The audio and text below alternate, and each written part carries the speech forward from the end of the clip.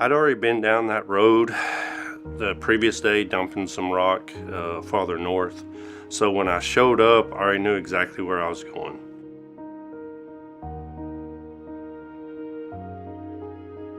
So I pretty much pulled over the railroad tracks, turned around, got set up to the tracks. There was a train in the area.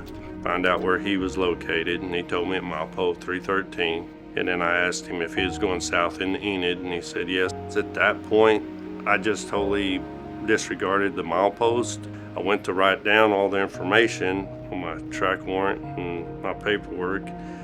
There wasn't no paperwork in the truck. I sat there for a minute, and I knew the first thing, I should have just stopped right there. I could literally see where I was going to unload at. I knew those guys were waiting on me.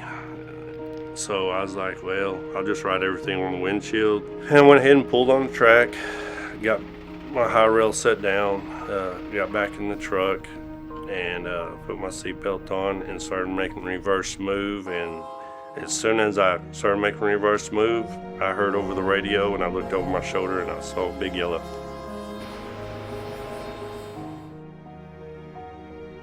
The thing that makes me so mad is that the fact that I am careful, I go over everything I'm supposed to do, and it happened.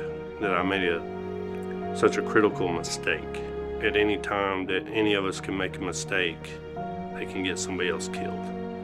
What happened that day was a big deal. There could have been a loss of life. I could have lost my life. My wife and kids could have been without a spouse or a father. There was a couple of things that if I would have followed the rules, like not having the paperwork, if I would have just said, okay, went back to the depot, that would have stopped it from happening.